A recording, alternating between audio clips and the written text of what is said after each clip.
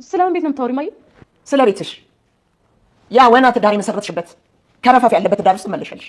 በአካፋ ቀጥቅጤ ልገለው የነበረው ባሌ ጋር አይኔን በጨዋጥ ፍጥጥ ብዬ ልሂድ? አዎ አይንሽን በጨዋጥ ብለሽ ፍጥጥ ብለሽ ትሄጃለሽ። አልሄድም። ትሄጃለሽ። እማዬ ቆርጥሽ ነው ወቂ። አልሄድም። የማይመስል ነገር አታውቂ። ዮዲት አንቺ ከረፈፍ እናትሽ የምትለውን ስሚያት። ወንደሰን ተረጋጋ። እንዴት እንደሆንክ ላይ ነው የመጣሁት። አረፍ ያለ ላስታብብበት በኋላ ላይ አልፈልግም ላስታብብበት ልጠይቀው ብለሽ ልጨርሺው ወጣሽ። ምንም አልበላሽም? አዎ ቀን ሙሉ አልበላሁም። እኔ ግን በልቻለሁ። ማፍጠጥን ተይና ከዚህ ቤት ውጪ። ላይሽ አልፈልግም። ምክንያቱም ከአንቺ ጋር እንዲሆን አልፈልግም ነበር። ስለዚህም አሁን ከቤቱ ቀጥ ብለሽ ትወጫለሽ። የአንቺ ፊት አይቶ እኮ ግድግዳው ራሱ ጠቆረብኝ እኮ። ዲቃላሽን ይዘሽ ውጪልኝ። አልፈልግሽም። ውጪልኝ። እስቲ አባት ሁለታችንን አይፈልገንም። ትቶን ሄዷል። እኔ ደግሞ ብቻዬን ላሳድግ አልችልም። አንተም ወደዚች ወደ ተረገመች ምድር እንድትመጣ አልፈልግም። ልጄ ዓለም በጣም ክፉ ነች። እኔም አንተም ብንሰናበታት የሚሻለው።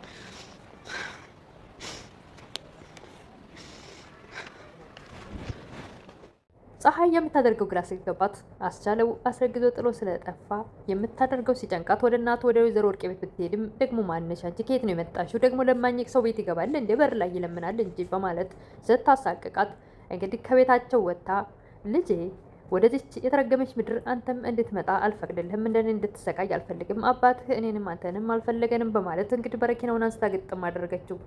ዮዲትም የተቀየረች መስሎ እዛ ሰዎቹ ቤት በነበረችበት ሰዓት መልካም ነገር እያደረግኩ ነው፣ ከዚህ በፊት ሰዎችን ስበድል ነው ኖር ያለው፣ አሁን ላይ ግን እኔ የንስሐ ጊዜ ነው እያለች ስታወራ የቆየችው ዮዲት፣ ነገር ግን ምንም እንኳ በእናቷ ግፊት ቢሆንም ተመልሳ ደግሞ ወደዛ ቤት ወንዶሰን በተኛበት ሂዳ ወንዶሰን ደግሞ ሲያያት እንግዲህ መናገር ገና አልቻለም። ከ6 ወር በኋላ ወደ ታይላንድ ሂዶ ታክሞ ቢመለስም ነገር ግን አሁንም መናገር አይችልም። ሲያያት እንደ አንድ ነገር ነበር ያንገሸገሸው። ነገር ግን እንዴት ሲናገር ብቻ ድምጽ የሆነ ድምጽ ሲወጣ እናቱ ትመጣለች። እናቱ ስትመጣም ደግሞ ምን ቀረሽ የተረፈውን ልጨርሽ ነው ወይ በማለት እኔ እኮ ምንም አላደረግኩትም ማለት ጀምራለች። ዮዲት የተስተካከለች መስሎን ነበር። ይቅርታም ሳትል እንደውም ጨራሽ ምን አድርጌው እኔ ያደረግኩት ነገር የለም፣ ይሁን ነገር አድርጌው ቢሆን እኮ ህግ ይተወኛል እንዴ ያስረኝ ነበር ማለት ጀምራለች ዮዲት። ድጋሚ ይሄን ነገር አላደርገውም ብትልም እንኳን ነገር ግን እናቷ የግድ ወደዛ ቤት መሄድ እንዳለባት ስታስገድዳት ነው። በእርግጥም ዮዲት ወደዛ ቤት ሄደችው። ምክሬን ስሚ ልጄ በማለት አንቺ መክረሽኝ አንድ ነገር ቁም ነገር ሰርቶ አያውቅም ከክፋትና ከተንኮል ውጭ ብትልም ነገር ግን አስገድደው ወደዛ ቤት እንድትሄድ አድርገዋል። ዮዲትም እንግዲህ ተስተካከለች መስሎን እሷም የነሳ ጊዜ ነው፣ እስካሁን ሰዎችን ስበድል ሳስቀይም ኖር ያለሁ፣ አሁን መልካም ነገር መስራት አለብኝ በማለት እነዛን ሰዎች ስታግዝ የቆየች ቢሆንም ነገር ግን እናቷ አሁን ላይ ተመልሳ ወደዛ ህይወቷ እንድትገባ ወደ ክፋቷ ወደ ተንኮሏ እንድትመለስ በግፊት አንቺ የምትመክረኝ ምክር አንድ ቀን ጠቅሞኝ አያውቅም፣ በፍጹም ይሄን ነገር ድጋሚ አላደርገውም ብትልም እንዴት ነው እኔ ልገለው የሞከርኩት ባለቤት ቤት መሄድ አለብሽ በማለት እንግዲህ ወይዘሮ ወርቄ በግድ ገፋፍተው ወደዛ ቤት እንድትሄድ አደረጉ። የወንደሰን እናት ምስኪኗ እንግዲህ ልባቸው እንደተሰበረ ነው። ወንደሰን መናገርም አይችልም፣ ቁሞ መሄድም አይችልም። ምንም እንኳ ታክሞ ቢመጣ ያለኝን ገንዘብ ጨርሼ ቁሞ ይሄዳል ብዬ አሳከምኩ፣ ነገር ግን አይናገር ቁሞ መሄድ አይችል በማለት ለአነም እየነገሯት ነበር። እማያይዞት ወንደሰን ድጋሚ ቁሞ ታይዋለሽ፣ ድጋሚ ደግሞ ሲናገር ታይዋለሽ፣ አይዞሽ ቀስ በቀስ ነው እንጂ በአንድ ጊዜ አይሆንም። እሳቸው ግን አንገታቸውን ደፍተው ያላቸው አንድ ልጅ መናገርም ሆነ ቁሞ መሄድ አልችል ስላለ እጅግ በጣም ማልቀሳቸውን በፍጹም ለሰከንድ አላቆሙም። እንደዛም ሆኖ ልባቸው እንደተሰበረ ዮዲትን ሲያዩ ልጃቸውም እሷን ሲያይ ከሶፋ ተገልብጦ ለመውደቅም ሲንፈራገጥ ሲያዩት እጅግ በጣም የባስልባቸው ተሰበረ። ፀሐይም ከአለም ጋር ስትገናኝ ምን ሆነች ነው እንደዚህ የተኳኳርሽው ስትላት ጥሎኝ ጠፋ፣ 5 ወር ሆነው፣ 6 ወራችን ነው። አባዬ ሲሰርቡን አላስቀምጥ ሲሉን ተከራይተን ወጣን። ለ1 ወር በሰላም ኖርን። ከዛ በኋላ ግን 5 ወር ሙሉ ብቻዬን ነኝ። ብጠብቀውም ጧት ማታ የለም። እና ፀሐይ የቤት ኪራይ ውስጥ የምትኖር አትመስልም። የምትመስለው ጎዳና ላይ ፀሐይ ሲቀጠቀጣት ብርዱም ፀሐዩም የተፈራረቀባት ነው መስለው። አለምም እንደዛ ተጎሳቁላ ስታያት ወደ አባዬ ቤት እዛ ቤት ሄድም። ነገር ግን ደግሞ ዛሬ ስለማኝ ቤት ውስጥ መግባት ጀመረ እንዴ በር ላይ ነው ሲለምን የማቀው በማለት እጅግ በጣም ልባቸውን የሚነካና ቅስማቸውን የሚሰብር ቃላት እየተናገሩ አባዬ አለምም ስድቡንና ቀልዱን ተውትና ልጅቷን አስረግዞ ጥሏት ጠፍቷል። የት እንዳለ ይንገሯት፣ ወይም ደግሞ ማድረግ ያለበትን አድርጉ፣ መንከባከብ አለበት። የልጅ ልጆትን ተሸክማለች። ወይዘሮ ወርቄም በፍጹም እሷን ልንከባከብ አልችልም፣ ይሄ ቀን እንደሚመጣ ነግሬያት ነበረ እንደማይሆናትና ጥሏት እንደሚሄድ።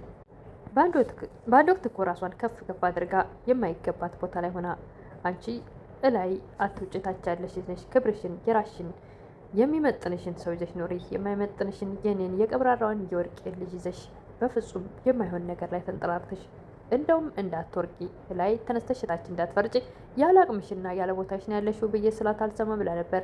ስለዚህ የቦታውን ይገባታል። አለምም ዮንሰንና ሲደውሉላት ተነስታ ሄደች። ፀሐይ እዛ ቤት ብቻዋን ቀረች።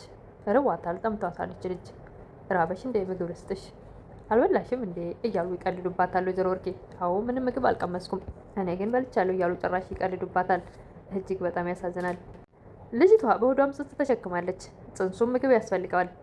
ተርባለች፣ ተጠምታለች። ምግብ ሊሰጡኝ ነው ብላ ስትጠብቅ ጭራሽ ልስጥሽ እንዴ ካሏት በኋላ እኔ ግን በልቻለሁ እያሉ እየቀለዱ እያሾፉባት እንደገና ይሰጡኛል ብላ ስትጠብቅ ከቆየች በኋላ ወጥታ እንድትሄድ ያደርጋሉ። ቤታቸው የምትሰራዋ ልጅም ቆይ ጠብቅኝ እዚህ በፍጹም ልጃቸውን የልጅ ልጃቸውን የተሸከምሽው፣ ስለዚህ የትም ጎዳና መውጣት የለብሽም እዚሁ መሆን ያለብሽ፣ እኔ እሳቸውን ላሳምናቸው ብላ ስትገባ የእርስዎ የንግስት ልጅ የልጅ ልጅ ተሸክማ እንዴት ጎዳና ትወጣለች ይች ልጅ? ስለዚህ እቤት ያስቀምጧትና እዚሁ ትውለድ በማለት የእሳቸው ሰራተኛ እሳቸውን መለመን ትጀምራለች። ወይዘሮ ወርቄም ትለምና ታዲያ ለልመና ነው የተፈጠረችው እያሉ ጭራሽ የማይገባ ቃላቶች ይናገሩ ነበር። እሺ እሷን ተዋት፣ ነገር ግን የልጅ ልጅዎትን ተሸክማለች። የሰማ ሰው ምን ይለውታል? የእርስዎን የንግስት ልጅ የልጅ ልጅ ተሸክማ ወይም ደግሞ ሲወለድ ህፃኑን ይዛ ጎዳና ወጥታ ስትለምን ትንሽ አይከብድም? አያሳፍርም እንዴ? በማለት በተደጋጋሚ አባዬ አስቡት እንጂ የልጅ ልጅዎት ጎዳና ወጥቶ ሲለምን አረ የሰፈር ሰው ምን ይለውታል? ይሄ ነገር መሰማቱ መታወቁ አይቀርም። ስለዚህ እዚህ ትግባና እዚህ ትውለድ፣ እዚህ ትቀመጥ፣ እባክዎትን የልጅ ልጅዎትን ጎዳና አይጣሉት በማለት ስትማጸናቸው ከቆየች በኋላ እሺ ይሁንልሽ ጥሪያት በማለት ልትጠራ ስትወጣ ፀሐይን አላገኘቻትም። ፀሐይም ምርር ብሏታልና እርቧት ጠምቷት ሲቀልዱባት ስለቆዩ ምግብ ልስጥሽ እንዴ እያሉ እያሾፉ እንደገናም ደግሞ እኔ እኮ በልቻለሁ ብዙ ቃላቶች ሲናገሩ ከቆዩ በኋላ እጅግ በጣም ስለመረራት ሱቅ ሄዳ ጎዳና በረኪናዋን ገዝታ እንግዲህ የሆነ ጎዳና ላይ ገጥም አድርጋ ልጄ ሆይ አባትህ እኔንም አንተንም አይፈልገንም፣ አንተ ደግሞ ወደዚህ የተረገመ ምድር መጥተህ እኔ እንደተሰቃየሁት እንድትሰቃይ አልፈልግም፣ ስለዚህ እኔም አንተም አብረን እንጠፋለን በማለት በረኪናውን ግጥም አድርጋ ጠጥተዋለች። ፀሐይ ሰው ይደርስላት የሆነ ወተት ገዝተው ይሰጧት። ምናልባትም የወይዘሮ ወርቄ ሰራተኛ ወጥታ ካየቻት በፍጥነት ወተት ከሰጠቻት እንግዲህ በረኪናው ምናልባት ጽንሱን ይጎዳ ይሆናል እንጂ እሷ ትተርፋለች ብዬ አስባለሁ። እሷ ግን ምርር ስላላት ግጥም አድርጋዋለች በረኪናውን። ይህንም ያደረገው የወይዘሮ ወርቄ ቃላት ነው። አነጋገራቸው እጅግ በጣም በምግብ እንኳን እየደጋገሙ እርቦሻል እንዴ እንደዚህ ከሰል መስለሽ ከስተሽ ጠቁረሽ ልስጥሽ እንደ ምግብ እያሉ ሲያፈዙባት ከቆዩ በኋላ የሚሰጡ ይመስሏት ሰፍሰፍ እያለች አዎ ተረብ ያለው ምንም አልቀመስኩም ስትል ቆይታ ሲቀልዱባት መሆኑን ስታቆጣ እንግዲህ በረኪናዋን ጠጥታለች። ምናልባት ሰራተኛዋ ግቢ ውስጥ ስላጣቻት እዚህ ጠብቂኝ ብላ ስለነበረ ምናልባት ወጥታ ከደረሰችላት ምናልባት ወተት ከተገኘ በሱ እሷ ተርፍ ይሆናል፣ ወይ ደግሞ ህፃኑ እንግዲህ እሱን ደግሞ በቀጣይ የምናይ ይሆናል ምን እንደሚፈጠር። ሰው ቢደርስላት መልካም ነው እላለሁ። ወንደሰን ደግሞ ድኖ መጥቶ ቢሆን ኖሮ መናገር ችሎና ቁሞ መሄድ ችሎ ቢሆን ኖሮ ደስ ይል ነበረ። ነገር ግን አልቻለም። ቁሞም አልሄደም፣ መናገርም አልቻለም። ያሳዝናል። እናቱም እጅግ በጣም ልባቸው ተሰብሯል፣ አዝነዋል። እጅግ በጣም ያሳዝናል። ድኖ ቢመጣ ደስ ይል ነበረ።